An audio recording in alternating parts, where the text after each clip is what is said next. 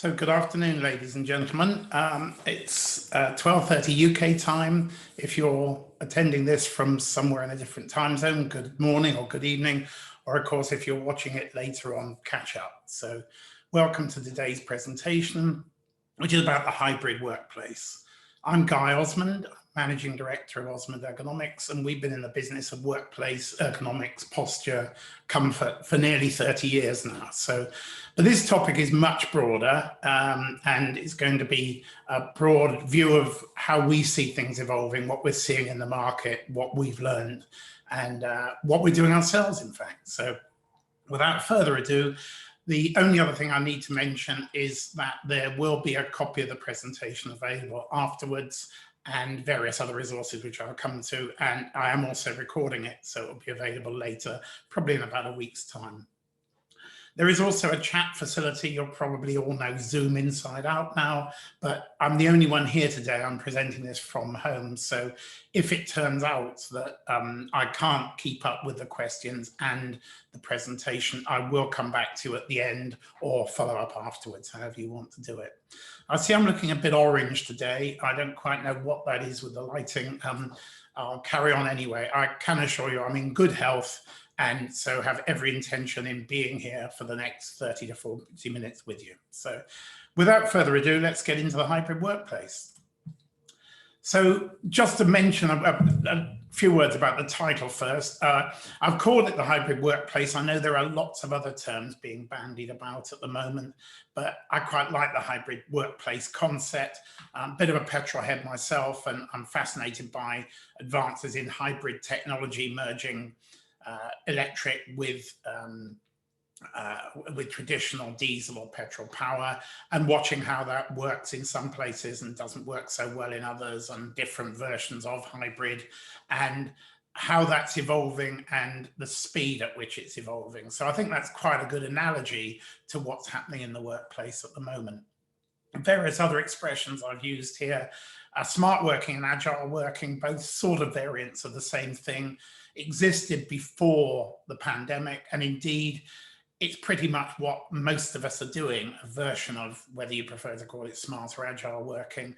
A lot of organizations prior to this were giving people the chance to work from home, to work from other areas, hubs, places like WeWork, coffee shops, hotels, almost anywhere. So that was already being applied by a lot of organizations. Since COVID came, we've had people talking about the new normal.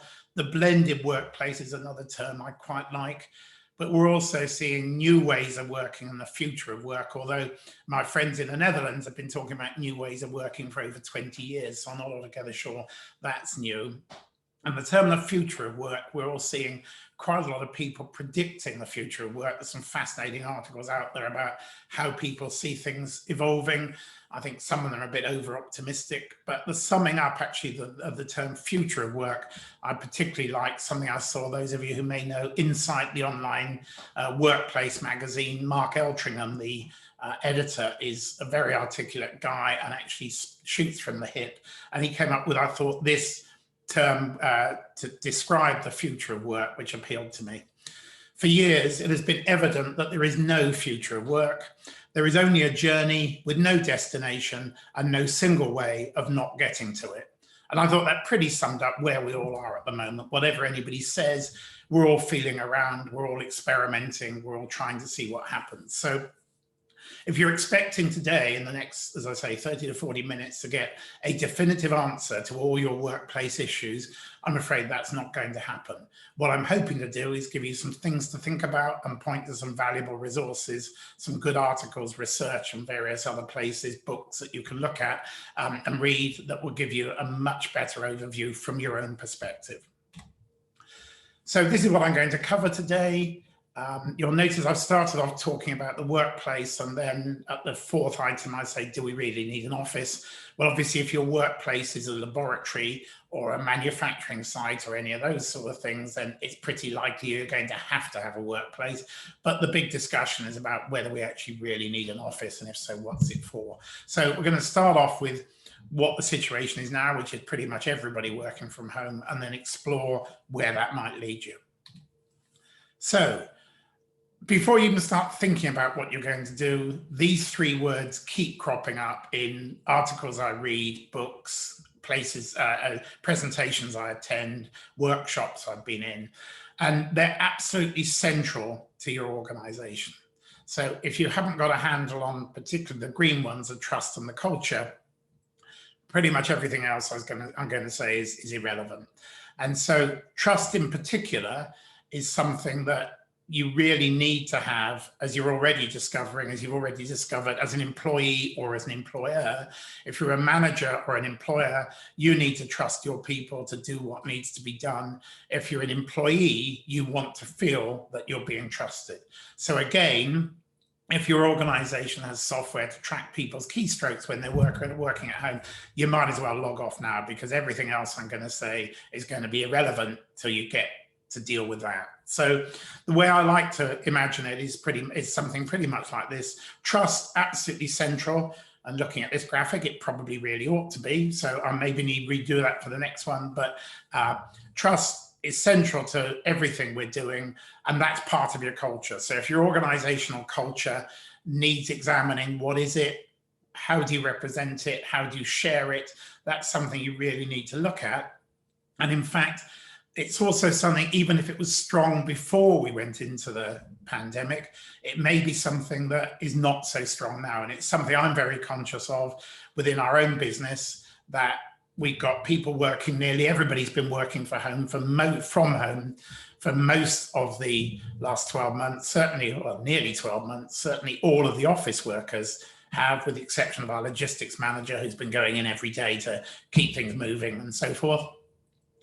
I'm conscious that what we call our DNA may be diluting a little just because people aren't having the interactions. I've got 4 people who've joined me since the pandemic started, so they've never known a meeting of the whole company. And in fact, what we're doing the week after next, it's something we were going to do before early December, and we tried it a couple of times and not been able to do it because we just felt it wasn't safe to do so.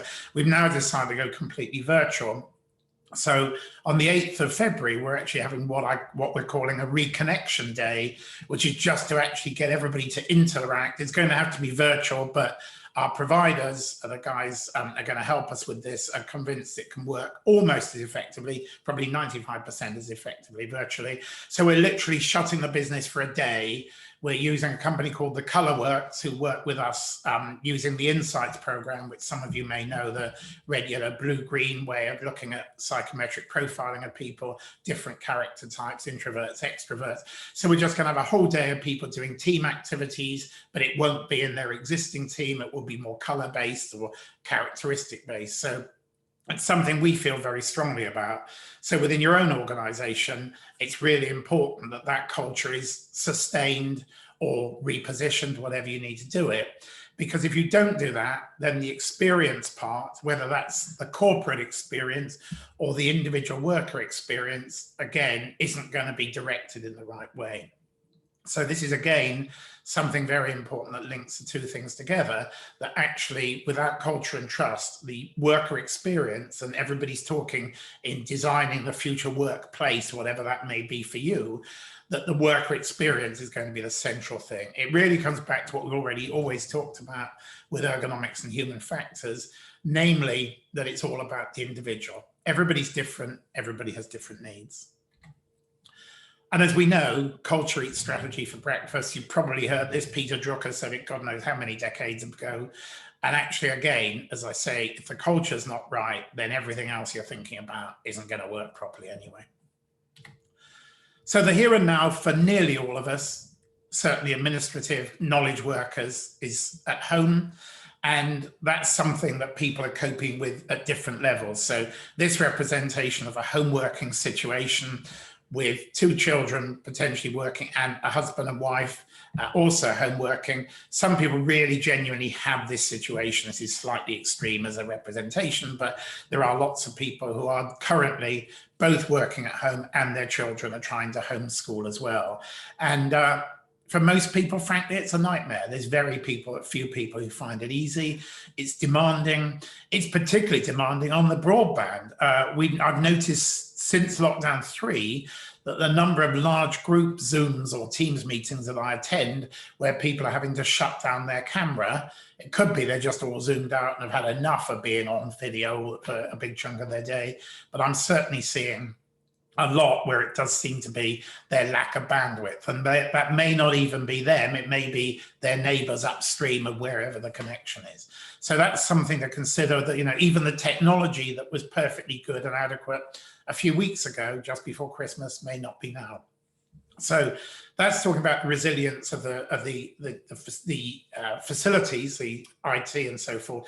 But actually, what about the resilience of your individuals? So how well are people coping? How well are you in touch with them? How well are you looking after their mental and physical health, their well-being overall? So we've known, and everybody has seen enormous information about it, that mental health has been a big issue, and we're now starting to see apparently mental health issues for children because of the lockdown and not being able to get on with their education and see their friends and all the rest of it. But you need to be looking at supporting the resilience of your people. What are you doing about their mental health? What programs are you putting in place? But what we're seeing now, and we know it's something I've talked about a lot, but it's widely accepted that, in fact, generally accepted, I would say, that mental, physical health are really closely intertwined. So actually, we're seeing people with musculoskeletal problems that's becoming more and more of an issue just because of the prolonged periods, probably in poor circumstances. We know for a simple fact that if you sit on a dining chair like this situation with a kitchen table or dining table, the chair will be too low for the height of the desk, which is typically higher than an office desk. So if you are using a dining chair and table for prolonged periods, you will be hunching at that table almost certainly, and that's going to give you back or neck or shoulder problems, and that impacts your mental health. Or the other way around, we've seen people with stress and anxiety issues who actually that manifests itself in a lower back problem or some other musculoskeletal or physical pain. So we're certainly seeing that the need for home worker assessments is growing, but generally we're not seeing employers addressing it as much as they would be if people were at work in the office. So that needs to be looked at. Obviously, you also need to be supporting people with training about posture, exercise, how they can stay healthy, particularly at this time of the year, the darker evenings, the opportunities to get out at night or first thing in the morning before work get harder and harder. People talk about the home worker commute, and I know quite a lot of people now are actually spending the time they would spend traveling, going out for a walk around the block or taking the dog out where they would normally be in the car at that time. So that's a very healthy thing to do, or try and get out a break during the day, because that's another thing that obviously in daylight will really help.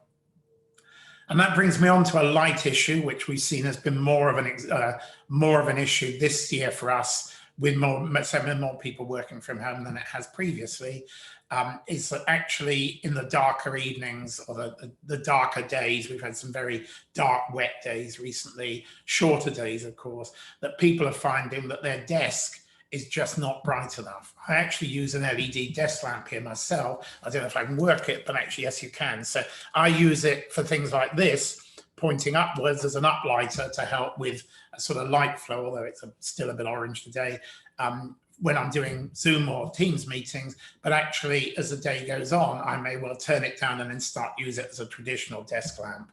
And of course, it's possible with LED lamps for not much money these days to get different temperature lamps. So LEDs that you can adjust from the bluish tinge of really bright artificial light through to the more yellowy tinge of daylight or the old incandescent light bulb light. So that's all the sort of thing that we're known for and we do all the time, and the issues we're currently seeing and how we see it evolving.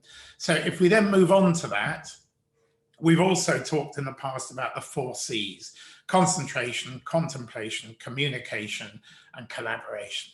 So what we know, because we're seeing all the feedback and the research showing it, that everybody initially said home working was really good for their productivity.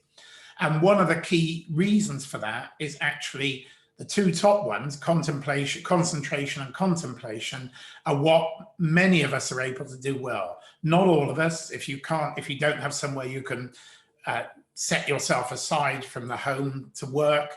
If you're homeschooling your children, obviously it's nothing like as easy, but most people have a room they can go to if they need to sit quietly and concentrate or think things through or have strategic thoughts. So the home generally is better suited, and there are always exceptions, of course, everybody's different, but it's better suited to concentration and contemplation. And people have generally found that that's what it's been good for. But actually, historically, the workplace, being with other people, is where communication and collaboration comes into play. And although many of us are used to the right-hand side, bottom right picture idea of collaboration with Zoom and Teams meetings, I say, the simple truth is, wouldn't you much rather be doing that? So we're already hearing from organizations that they feel they're losing creativity, losing the opportunities, communication problems arising, even if you're using Slack or Teams or whatever it is, the IT tools for collaboration.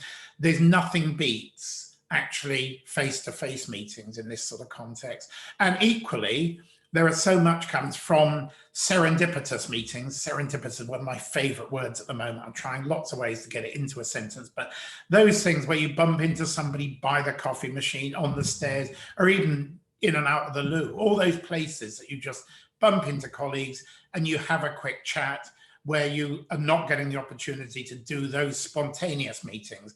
And there's a constant debate about what can we do to actually emulate those spontaneous opportunities. I was talking to an architect quite recently who said he'd gone into the office for the first day in ages, and one of his colleagues happened to also be, not planned, but actually happened to be in the office the same day, also hadn't been in for ages. They got chatting because they hadn't seen each other for ages and they were used to having catch-ups anyway. And the guy, one of them said, do you know what, I've just had this, I've come in to get this sample that's arrived from a supplier. It's something I thought I needed for a project. Is nothing like what I thought it was going to be. It's absolutely useless to me. And I came in specifically to look at it and hopefully send it on to the client. And the guy I was talking to said, yeah, but actually, I'm so glad I came in today. I'm so glad you're here. But this thing you've just shown me is perfect for me for a problem that I didn't think about, hadn't thought of an answer to yet. And I think this could be the answer. Now, if they were all going into the office on a daily basis, that would have just been routine. But by pure chance that happened, and any other day, it would have been missed. So those are the sort of situations which people are talking about. And actually, the reality also is chinks in the armor are starting to appear. Third lockdown, wetter, colder, darker days. It's all beginning to get some people down, even those who were coping perfectly well first time or second time out with lockdown. So the big question, as I say, if we now focus specifically on office, is do we need one? Well, my personal view is probably for a lot of organizations, the answer is going to be yes in one form or another. Obviously, we're seeing things like, I think Unilever it was, who just published a statement saying that they're not going to be requiring anybody to come back into work. They'll still need some premises. They're an enormous organization. They obviously have research labs and manufacturing and all sorts of other things anyway. We've heard in the past Yahoo getting everybody back in from home before the pandemic. Google are talking about giving people flexibility. Lots of organizations are talking about the various different options, but don't forget, this is a personal thing for an individual. So remember about each individual, what their needs are, and consider how they might be accommodated. And don't forget your cultural issue. What sort of an organization are you, and how is that going to be represented? It may not now necessarily be in a post-COVID world that you need an enormous premises with a great big neon sign outside to shout who you are from the rooftops. And actually, as we look more to different thinking about businesses and their purpose and all sorts of other things in other thinking, it may well be that that actually is a counterproductive image to be portraying. But look at what we'll use it for, what's it going to look like, and how's it going to inspire? Because again, it's all about that experience. So whatever you're looking to do with your existing premises, don't just say, well, let's tidy them up and move the desks apart a little bit. One of the things we're conscious of is that facility or the corporate real estate industry for commercial and financial reasons, has been sweating the asset probably for 10 or 20 years, probably 20, which basically means how many people can we squeeze in? What's the minimum footprint desk?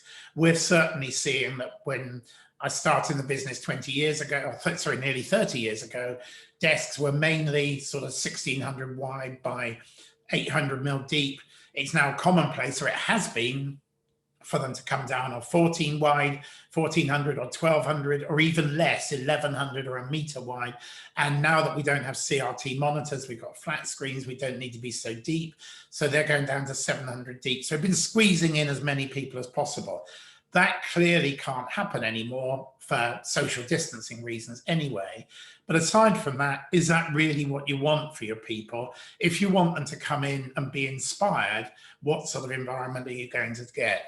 And if you look at this layout, which I think is from about the 50s, there was no particular date on this photograph when I found it, but it looks to me like the 50s. That design hadn't really moved on from the original offices, which came from replicating the factory situation when people needed to do admin roles. So way back when offices first appeared, people were used to the idea of a worker in manufacturing having a work area or a workstation. And so an admin person just got their own workstation, set out in much the same way machines might be in a factory. And actually, you know, this is from the 50s, but it's sort of just an open plan layout, conspicuous absence of computers, and mobile phones, but actually, I just wonder if we hadn't had COVID, how much time it might have taken us to just think about the fact that with all the technology we've been getting over the last few years, did we need to rethink the idea? And so maybe this is going to be the sort of thing you're going to be offering in the new office. I know it looks very Google at the moment, but actually somewhere that people can come to get together, to have those interactions, to have a more social mix of activity, that may be the sort of things you need to be looking at. So if you want to look into this much more deeply than this, obviously only so much you're going to get in 30, 40 minutes of me talking. These two books by Neil Usher, I haven't read Elemental Change yet. I'm very familiar with The Elemental Workplace, his first book. So the black cover, Elemental Workplace. Neil's very well known in the corporate real estate industry, has some really interesting ideas about workplace design and function and how you engage people. And also he's great at breaking it down into bite-sized chunks. He's also an entertaining writer. It's interesting, his philosophical insights and stuff I find really invigorating. But The Elemental Workplace was the 12 elements for creating, as you can see, a fantastic workplace for everyone. And it's basically distilling all the stuff he developed and knowledge he gained over his years of experience in workplace design. He was with Sky, was one of his very big projects he was involved with. Over the course of 2020, he was able to finish his second book, Elemental Change, which picks up on the thinking of the first book, but then actually talks about what do you do when change is coming so fast and how do you address that, but using that same sort of philosophical approach, the elemental sort of systematic way of looking at it. So well worth a look. They're available on Amazon, and I'll give you details in due course about that anyway. So that might help your thinking and how to inform your thinking. So I'm going to come back to culture again. I know I'm bashing on about it, but it's really central. As I mentioned, we call it DNA in our business. What is the DNA of our business? How do we do what we do? Why do we do it the way we do it? Why do we attract the sort of customers and staff that we do? What's our corporate thinking? How do we interact? And I'm looking forward to seeing whether we're still doing all of that stuff, especially with the new people, when we do our reconnection day and close for a whole day to see how that works. Esprit de corps, I love words, and this was 3 words, I know, but this was an expression I hadn't heard for years, but somebody used it in a talk about this sort of topic that I heard last week. And obviously from the French, it means spirit of the body in simple terms. And I just think that's a lovely expression to also, whether you call it culture, esprit de corps, DNA, absolutely central. And it is your brand. It's what everybody you employ in your organization, the way they do things, the way they think, the way they behave, the way they interact, the way they present themselves and the business, that is your brand. And that's absolutely central. I know I'm banging on about it, but I honestly believe you won't make any real progress in evolving your workplace unless you really start from that. So the next question is, we've got people working from home in high proportions at the moment.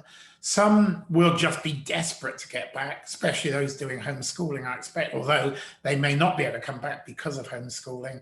But how do you get them back? Because actually what you need to keep in mind is there are lots of people on the obverse of that who just love to be at home. They've changed their work-life balance, they've reduced their travel time, all sorts of different things. So on the one side, you've got people thinking, when you're suggesting that they come back to the office, is it worth the commute? Do I want all this travel? We know that some people have actually moved further away, moved out of cities during the last 12 months as a result of their thinking and their homework and all the rest of it. A lot of people quite seriously rejig their lives. I was talking to a friend of mine the other day who was saying one of his managers has sold his car, bought his dog, and moved house since lockdown and home working. So I don't quite know how my friend's going to manage that, but interesting how people's thinking just goes. So is it worth the commute? But again, obvious of that is fear of missing out. Are there people who are saying, well, I want to come in because I don't want to miss out on all the stuff that's going on? And that speaks to the collaboration and communication, all those things that are going on that happen in the workplace that people inevitably, to a greater or lesser extent, will be missing. You also need to take into account the different types of people in terms of what their work is, how they interact. Are they introvert or extrovert? Where are they on the neurodiversity range? How do they best work with people? What is their comfort zone? All of those things. So you need to reflect that in whatever you're going to provide as these facilities for them to come back to, whether it's an office or whether you're going to create mini hubs or what you might be thinking of doing. And because you don't really know, however well you plan, however much you research, and you really need to be talking to your people about what they're looking for and what works for them. So you're getting the data about what sort of interaction people are looking for. Any of you who've been in a major office change where they've done a fit out will know that it never all quite works out as you plan. So you need to build in flexibility. You know, do you need some smaller meeting rooms if you're going to have meeting rooms which can also be used as concentration zones? Or are you really just going to be a meetings facility? Or is it going to be like a great big sort of common plaza area where people come and go and bump into each other, a big shared area that enables people who are in to pass each other on the way to the toilets or the coffee shop or the cafe or the restaurant or whatever, or to another department? You want people to be able to bump into each other. So that flexibility needs to be there. It needs to be an inspiring workplace. And actually, one of the ideas I came across recently that I really like is actually, rather than having an office designer involved, should you actually be talking to hospitality designers? God knows there's a few of those looking for work, and their business has been to design places, whether they're cafes or pubs or restaurants or hotels, places that people want to come into. And that's something you need to be aiming to do. And you need to ensure that what you're able to do, both through your culture and the physical environment you're providing, is to enable people, their human experience, to be engagement, empowerment, and fulfillment. And that's the whole picture of what needs to come from the premises that you're going to offer, whatever they are. And it may even be, if I have millions of pounds to spare, I think I'd be buying up well-located pubs at the moment that have closed down in these terrible times for the hospitality industry and turning them into community working places. I know some have already done that, but you know, we've had the idea of the village post office when it closes down, moving into the pub. Well, why not start getting people to work in, and it probably wouldn't be called a pub, we probably have to come up with some funky name to market it with, but actually that sort of environment, you know, people go to the pub not just for the alcohol, they go to the pub for the atmosphere, to bump into neighbors and friends and other locals, regulars, and all the rest of it. That's what you want to create. And maybe a pub type environment, either created within your own premises or buying up a few pubs, might be an answer. So here's two really important documents, and part of a number of other documents I think are looking at this whole business of thinking through the strategy of your workplace design. So some of you will already be familiar with the Leesman Index, which is a well-established data-driven business consultancy that surveys hundreds of thousands of people around the world in businesses to get engagement levels and get other data about the nature of how they work and what's working for them and what's not. So they've since lockdown 1, have been researching the home working scenario, so done a variant of the survey that they use. And they've got feedback on, I think it's now, it's either 145 or 185,000 home workers. So I'm not certain exactly what the number is, but it's big numbers. And they are starting to see what people are now looking for and what they're thinking about. So that's really useful. And then DigiWorks, of whom I have to admit I hadn't even heard until a few months ago. This particular piece is looking at some case studies and progress they made. They're a consultancy, and they're looking at, they talk about place, space, and pace of the workplace. And as you can see from the title, and they're looking at transforming workforce resilience. So some of the terminology I'm using here not only is aligned to what they're saying, but actually some of the stuff I've picked out, I've been saying today, I've got from their document. So that's, and what I'll do is provide links to those websites for those organizations. So they have downloadable free information. Usually you obviously have to give your email. Leastman, quite a lot of their stuff, you don't even need to do that. But they have regular email bulletins. They're offering webinars and so forth. So lots of information from them, and certainly where some of my thinking has evolved from.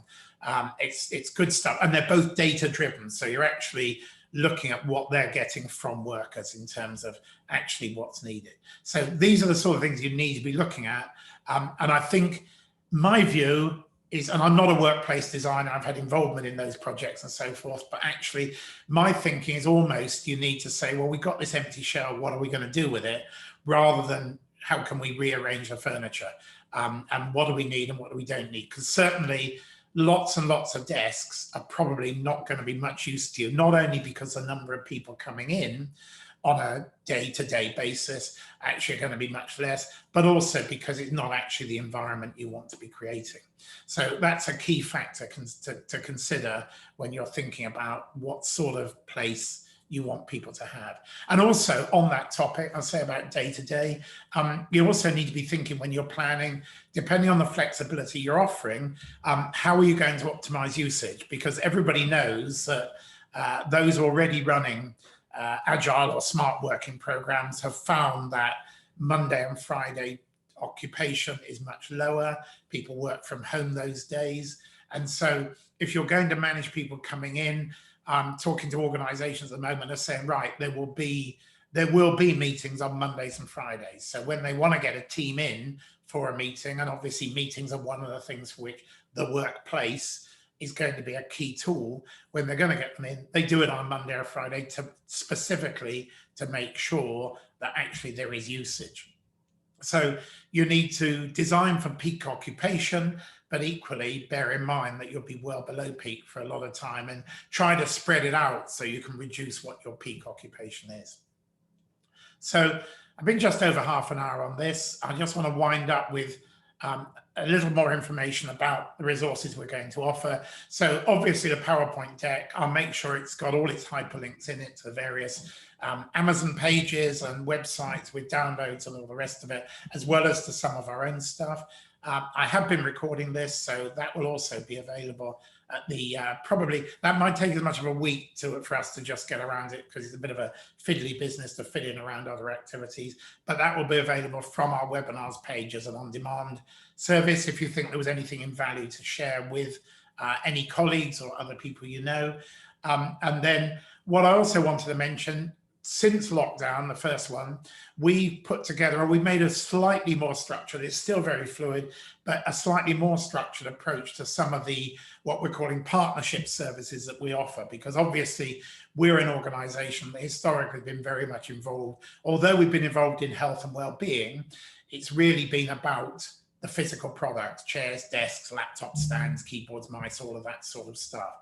We're finding the demand for our training is growing and growing at the moment. In particular, our home worker tips, which is one of the training services that I know one or more of you on the session today actually have used that as a corporate event. So if anybody's interested in providing a home worker tip service, we do it as a free webinar once a month, takes about an hour, but we've now got numbers of clients who actually are having a slightly bespoke version for their own use, where we deliver it, but we deliver it on a regular basis. And I know from feedback we're getting from clients, there is an ongoing demand from the business, from people saying, I've heard about this, I've missed out about it, when's the next one coming? So we've got several clients now who've had it several times, and that's going down particularly well, the tips for home workers session. And it's not just about furniture, it's about coping strategies and various other things. So it's a useful thing, and we're getting really good feedback from delegates on it as well.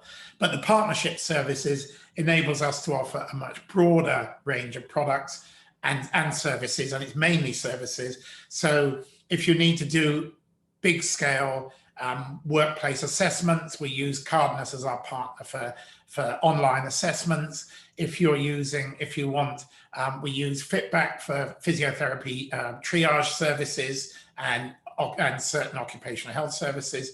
We've got various others. Champion Health give us support for mental health. The ColourWorks we use for the Insights program, where we find looking at how teams interact and work together, the psychometric process is a lot of fun for people to understand each other's weaknesses and strengths and communication styles. So all of these, and a couple of others that momentarily have gone out of my head, are all available. I'll send you to a link to that page. So if you want to know more about them, we can put you straight in touch with the sort of services they offer. So as always, I've rattled on at some pace. I haven't seen any questions. I'm here now for another, well, as long as it takes. If anybody's got any questions, then do please put them into the chat now. Alternatively, do please also get in touch with me afterwards. You've got my email address there, but I suspect many of you will already know who we are and where we are anyway. If you're going to phone me, can you give me an hour? Because I've got a load of stuff from this morning I've got to catch on after this before I get back to dealing with other stuff. So if there's any other questions, I will be happy to deal with them.